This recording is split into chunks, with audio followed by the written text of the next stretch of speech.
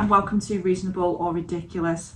Now, this month is Domestic Abuse Awareness Month, and with me I have Rebekah from the Wish Centre, and they are a women's aid who help people who have been through domestic abuse. So hello. Hello. How are you? I'm very well, thanks. How are you? I'm alright, thank you. Right, so we'll read these and we'll see what you think about them. I'm very interested to know your views on these. Alright, okay. So, my girlfriend constantly makes jokes about domestic abuse.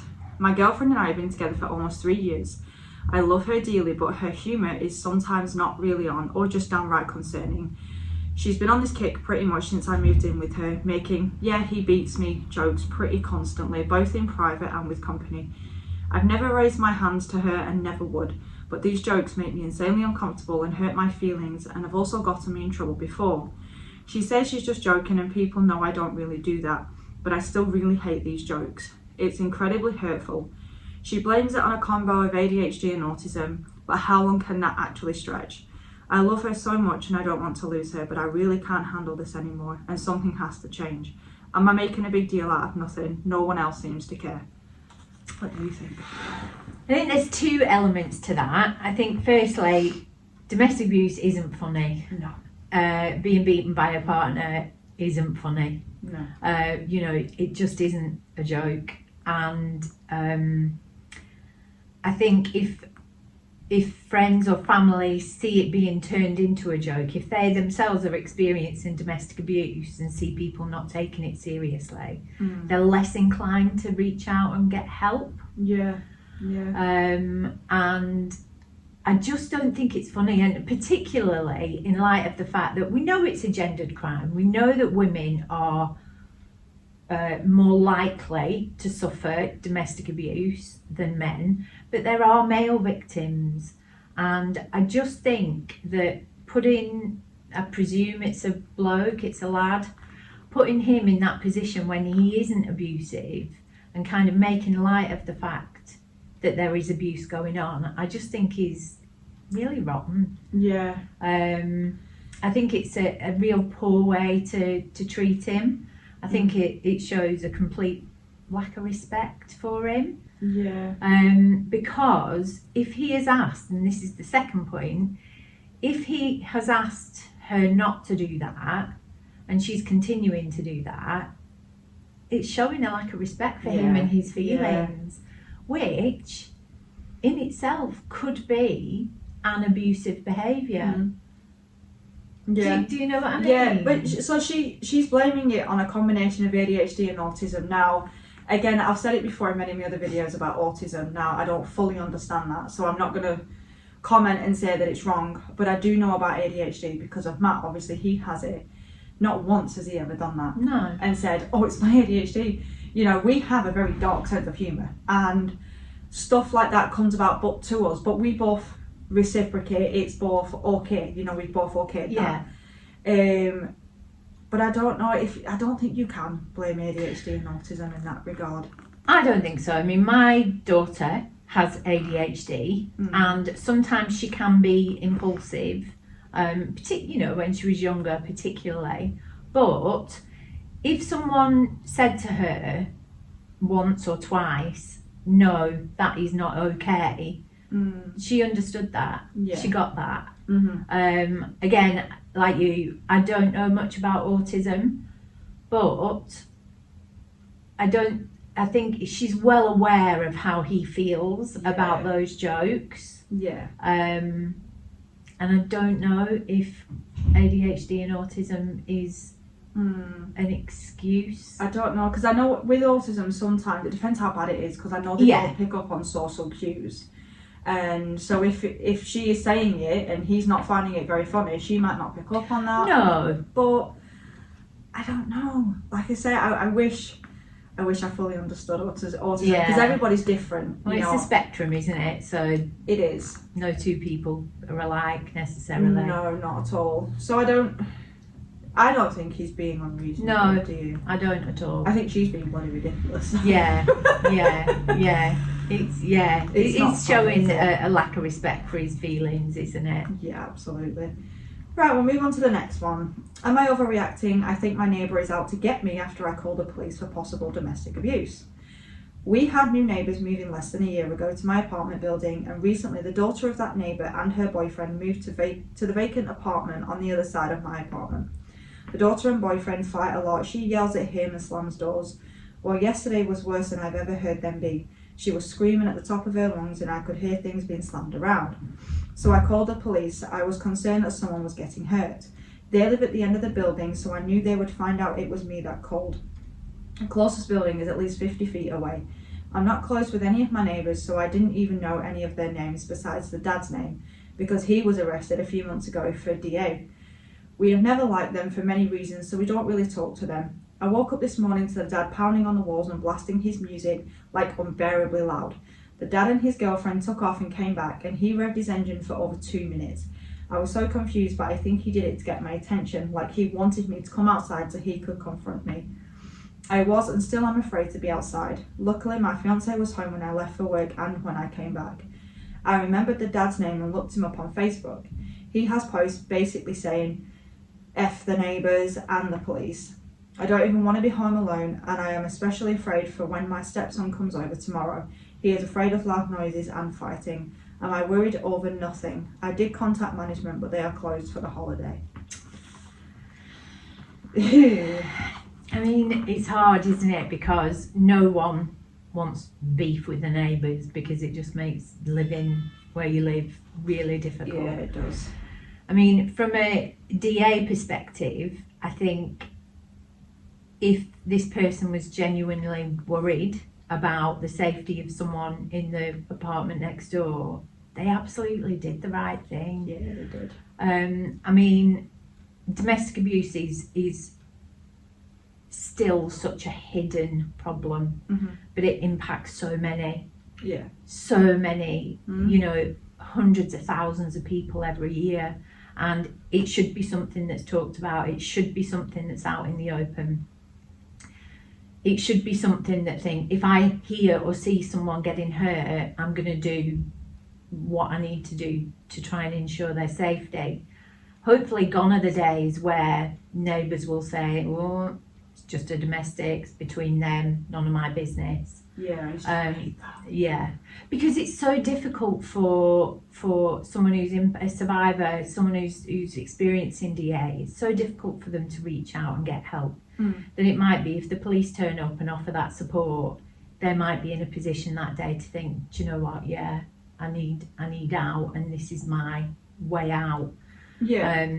So, you know, if you are concerned about someone's safety, absolutely, you've done the right thing. Yeah, ring the police and let them deal with it. You know, if there's kids in the flat or the house, you know, those children need safeguarding. We've all got a duty to look out for kids. Yeah, and especially if that neighbour keeps a log as well, write everything down that they hear, they see, because that will help the police with their investigations as well. It will, and potentially help the victim survivor if they do, you know, decide that they want to press charges. I mean, it's rough to know what to do with the neighbours, isn't it? But you know, if there is a housing association or a management company, something like that, you know, local authority deal with noise complaints. That's you know, but you've done the right thing, but now you've ended up in this position. So do you know the neighbour that reported it, because of what the abuser's doing now to her, is that still classed as domestic abuse? No, that would be sort of a neighbour dispute, or right.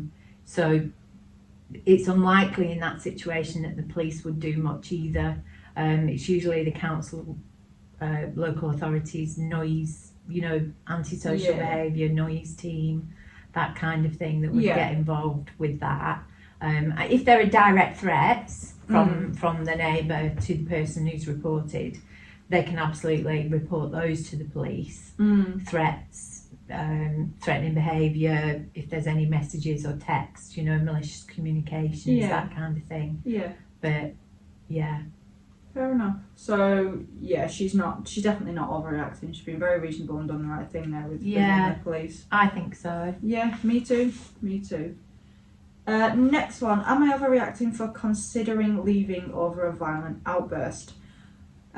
More so just want to know if I'm justified. So my fiance, 32 male, I'm 24 female, got into an argument the other night. He got so mad he cornered me into a walk-in closet and started screaming in my face. I told him that was unnecessary and seemed inappropriate, so I was going to leave for the night. I said I was going to a hotel. I pushed past him and he immediately punched this hole through the closet door, saying that I'm just giving everything up, that leaving won't help anything. I ended up leaving that night, came back the next morning, and now I'm not sure I want to stay with someone like this.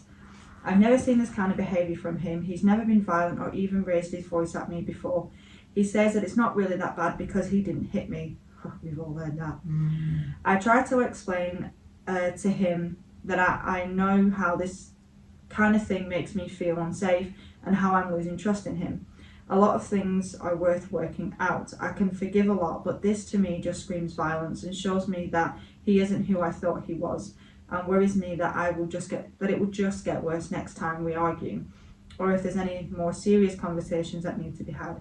To me, it's a huge red flag, and if I would have left other people the first time they showed a huge physical red flag like this, I could have saved myself a lot of drama.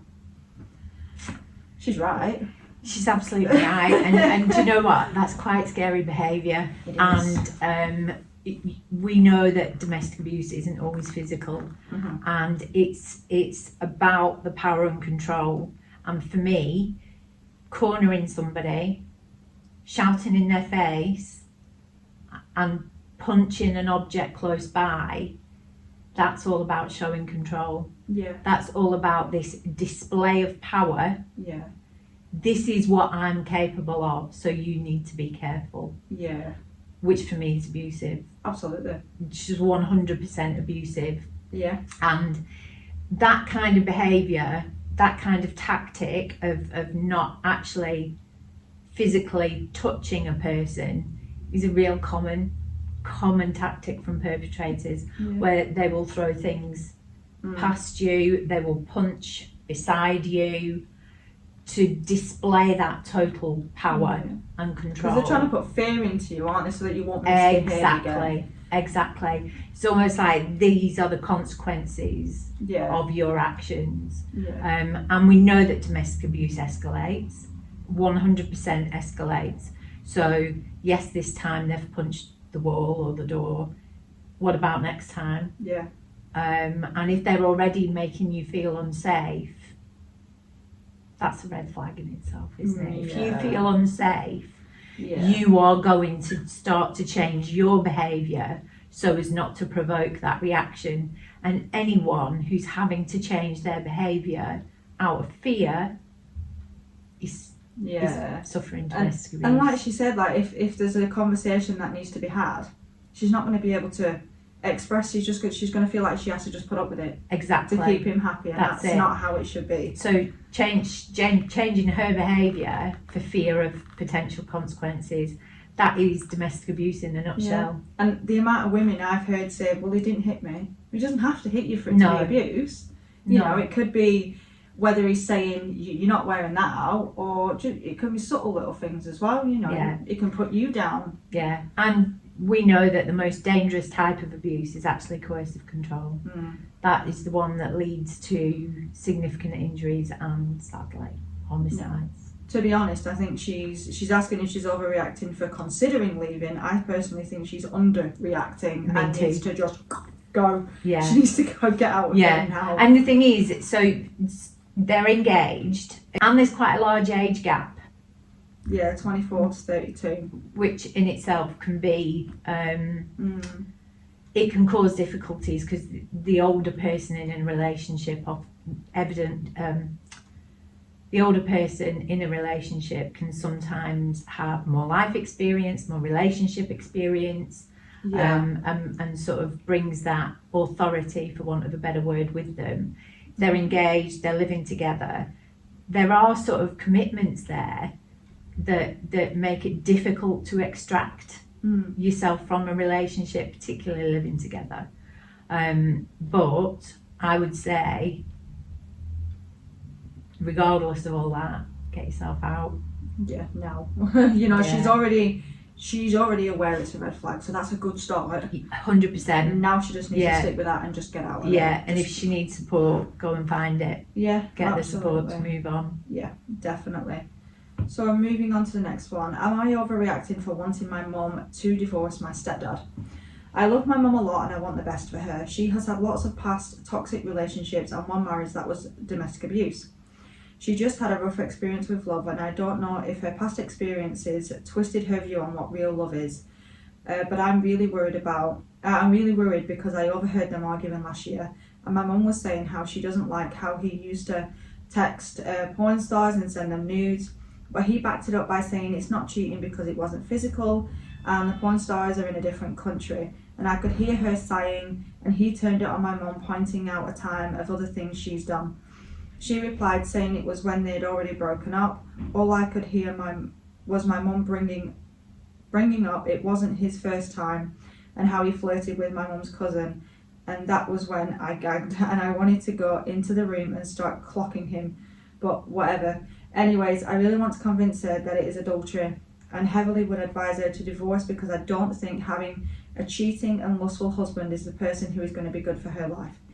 It would just make me feel sad if she stayed with someone who didn't treasure her and treated her the way she deserved to be treated. How do I bring it up and convince her without causing a scene? Or am I just being nosy and should leave it alone? To edit, I did talk to my mum about it and she was open. She told me she caught him on Tinder talking to girls. Dear Lord, that poor kid. And the poor mom, this is a whole mess. It is a mess. And again, like the first one, he is showing a complete and utter lack of respect for her. You know, she's made it clear that isn't something that is a boundary that she doesn't want crossing in her relationship. She's put a firm line there. If you are with me, I do not want you texting other girls, doing this, doing that. I think that's a reasonable request of anyone. 100%. Yeah. 100% it is. I mean, it's texting porn stars and sending them nudes. Like, in my opinion, that is cheating. Yeah. That is cheating, 100%. Yeah. I mean, even if it's not physically cheating, you are not with that person to cheat. You are emotionally neglecting your partner and giving your emotions to somebody else. No, absolutely. And then it's turning it around and saying, oh, well, you did this, but they were broken up, so it was fine. Yeah. They're still together and he's doing it. Yeah. Oh, no. Yeah. I felt so sad. It felt like I was reading something for myself when he said, because of her past experiences, her views are twisted on what real love is like. Yeah. That was like, I could have wrote that myself, to myself. Yeah. And it made me so sad. And I think the kid's wonderful for looking out for his mum. 100%. And it is hard, when you've been in a relationship that's abusive. And I don't much like the phrase toxic relationship, because for me, when you say toxic relationship, that sounds like it's a both sides problem. Yeah. This is not a both sides problem. No. From the information we've got. It sounds like he is completely disrespecting her boundaries, her feelings about what he's doing. I just think that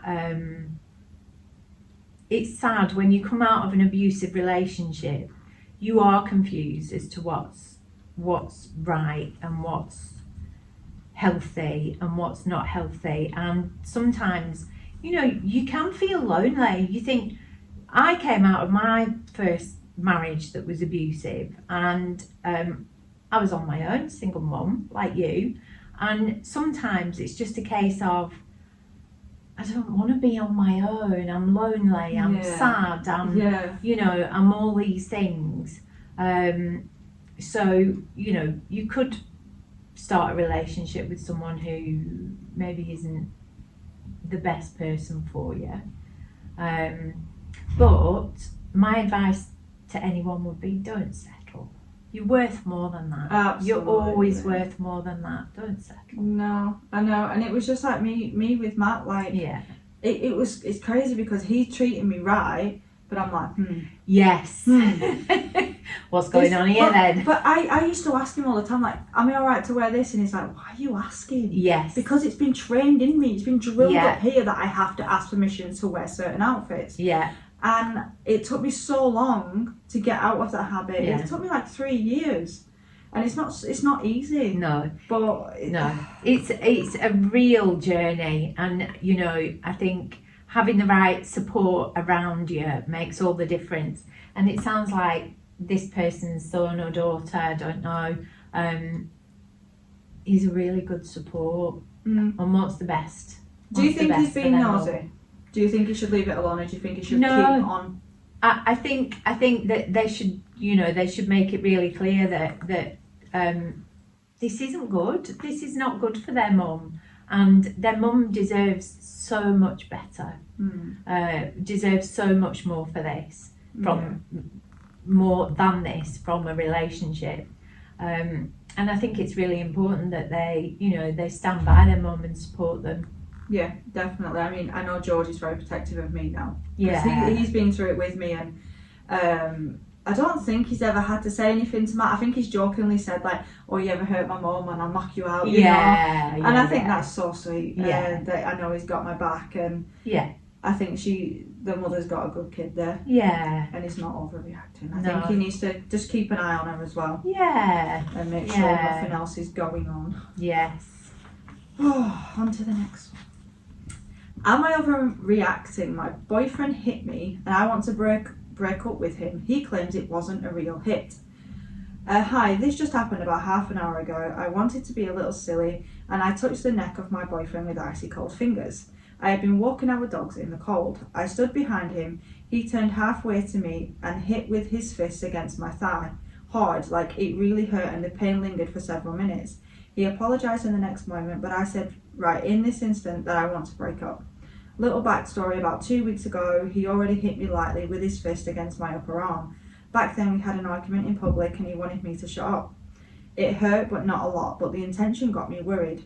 We have a 6-month-old son together and live together.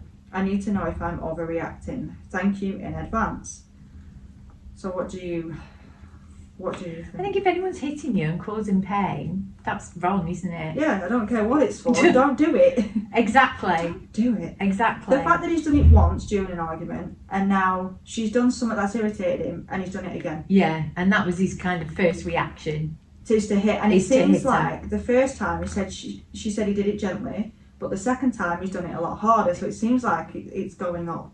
This is it. Domestic abuse escalates. It does. Leave. Just get out. It escalates. And the thing is, it's like, you know, by forgiving, and it's hard to walk away. It's hard to, you know, address the problem head on, and we know this. But each time there's an incident and there are no consequences for the perpetrator, the person who's causing the harm, it emboldens them for the next time. They just think, I can carry on doing this. Yeah. And it is hard, and you've got a 6-month-old child, and that I mean, that's so difficult to walk away from. But 33% of physical domestic abuse begins in pregnancy or the 12 months after. Wow. So that is not surprising that maybe the physical elements of this are just starting to show themselves, you know, around the birth of the baby. Because, again, it's almost another barrier to leaving. There's a child, maybe on maternity leave, maybe not got as much money coming in as before. So it's increasingly, the more commitments that are made, engagement, moving in together, babies being born, the more commitments that are made, the more difficult it is to get out of that relationship. Yeah. I mean, sorry, hitting someone though is not a normal reaction, is it? Like, I do it with Matt all the time. My hands are freezing and I'm like, ha, you know? And he's like, ha, that's all he does. Yeah. He doesn't go to hit me though. No. That's crazy. Yeah, it is. Yeah, it is really worrying that was the first reaction, and she's been hit hard enough to cause that kind of pain. Yeah. I know it's easy for us to sit here in it and say, leave, get out. Yeah, no, I mean, we know that it's not as easy as that. And, you know, a lot of perpetrators would, I mean, we run a perpetrator program, and I have seen people who are perpetrators of domestic abuse that have displayed abusive behaviours they've been on behaviour change programs and have made changes to that behaviour. A lot of people don't want to break up, they just want the abuse to stop. Yeah. So if both parties can get the support they need from the agencies that they need, and behaviour can be addressed, and it's safe to stay, then, you know, but it can't be something that's just overlooked. It can't be something that's ignored, because it will, I mean, that's escalated. That's gone from a soft punch to a harder punch. Yeah. So, escalation. Do you think he's testing her though, to see how far she'll go? Possibly, yeah. See But what he can why? get away with. That's it. Yeah. Why, if you're supposed to love this person, this is the mother of your child, And you're treating her that way. why are you testing how hard you can hit her before? It's not right, is it? Absolutely I don't know. not. I think if it can be fixed, fix it. But if not, leave. Yeah. Leave. I don't know if she's tried to have a proper talk with him. It doesn't. I don't think it says. But I don't think she's overreacting, because I'd be probably the same way. Although now, though, if someone tried to do that, I'm like, bye. Yeah. You know? Yeah. But I've had the help and support from the wish, so I'm empowered now. That's it. Ain't no one getting near me again like that. Yeah, exactly. Exactly. This one sounds very uncomfortable. Am I overreacting? My girlfriend poured boiling water on me after a slight disagreement. So me and my girlfriend, he's 22 male and she's 21 female, got into a very minor argument. We don't argue much. Her response was later, when on game with my friend, was to pour boiling hot water on me. I covered my face with my arm. I'm going to the police first thing tomorrow morning and sleeping in a hotel tonight, as I feel like she might enter my room as she has a spare key. Sorry if my English is improper, it's my third language.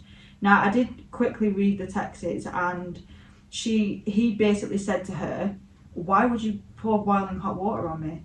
And she's like, what's to say you didn't do it to yourself? Prove it. That was it. That was the end of the messages. Right. So I'm just like, you just admitted it by saying prove it. Yeah. That's abusive. That's physical abuse. That's horrific. That's disgusting. He absolutely needs to follow through and go to the police. Yeah, that's assault. It is absolutely. It's an assault. 100%.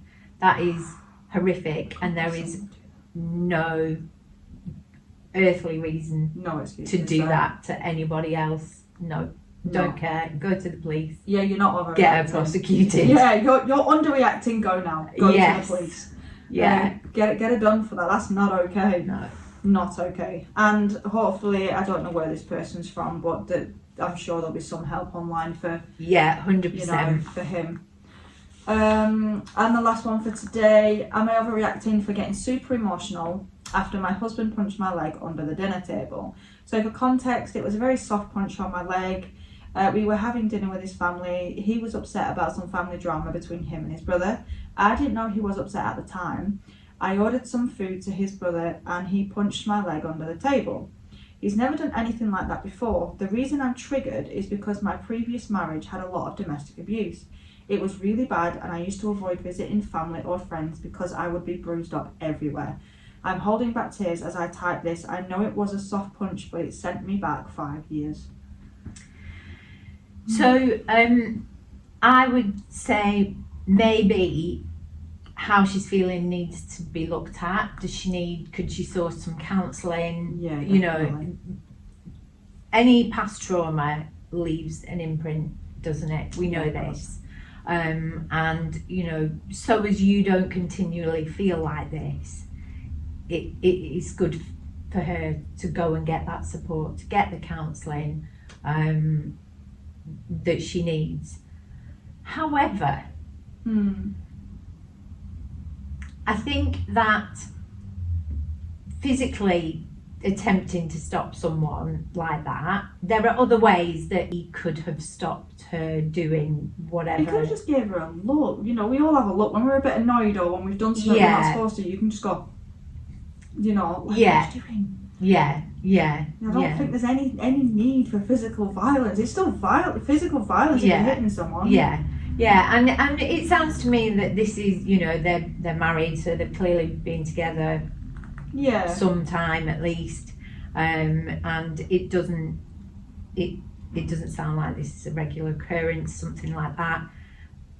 She absolutely needs to have a conversation with him and say, what was that? That's not okay. Yeah, I don't like that. Can we not do that again? And if he doesn't respect that, then we can look at maybe this is abuse now. Yeah, you know. Yeah. Sort of respecting each other's boundaries. Yeah. But I would say if you've still got sort of unresolved trauma there. Yeah. And I'm wondering when she said, I know it was a soft punch, but it sent me back 5 years. Like, in what way did it send her back? Yeah. Because that sounds a bit like PTSD. Yeah. And I know from a lot of experience with PTSD that it doesn't even have to be a touch. No. It can be a word. It can be a smell. You know, it can be a sight, anything. And it can literally have me in a state of me thinking or believing I'm there. Yeah. Or just hearing the scenario play out in my head. And that can make me then overreact to a situation. Yeah. So that's why, like you said, she needs to have a conversation. I hate it in these things that people send in and things where they don't give more context. Like, have you had a conversation yet? Yeah. What happened? I mean, I would never tell someone they're overreacting for getting emotional about something like this. No, absolutely not overreacting. But if you've recognised that this is a situation that's triggered lots of feelings for you, you know, it's good for you. No, you don't want to go through life feeling like that if it's at all possible. Yeah. So getting support, help, counselling, you know, whatever's needed, to address your discomfort, to address how you're feeling. No one wants to feel triggered. No one wants those flashbacks. No one, you know, it must be a really, really difficult way to live. So if that can be, you know, eased in any way whatsoever, then absolutely seek out the support and go with it. But I do think a conversation needs to be had. Definitely, yeah. You know, he needs to be told, please don't do that because this is what it's causing for me. Yeah. And if that can't be respected, then that's a whole different story, like you say. Yeah. And again, it's the same principle as the other. He was upset and he's resorted to hitting, whether soft or not, it's still hitting, isn't it? And it's like, is this the only way we communicate now that we're annoyed? Yeah, like, exactly. Words. Use your words, you know, it's safer. Exactly. Yeah, 100%. Oh, well, thank you so much for being here today. I really appreciate it. Thank you for having me. No, it's been a pleasure. It has. It always is when we get together. Yeah. Well, no, actually. No. But I'm not walking a really big roller coaster for charity this time. I'm sitting firmly on the ground. Not giving a speech in front of people. No, I'm not doing any of that. No. Not doing a radio interview. No. We've done a lot together.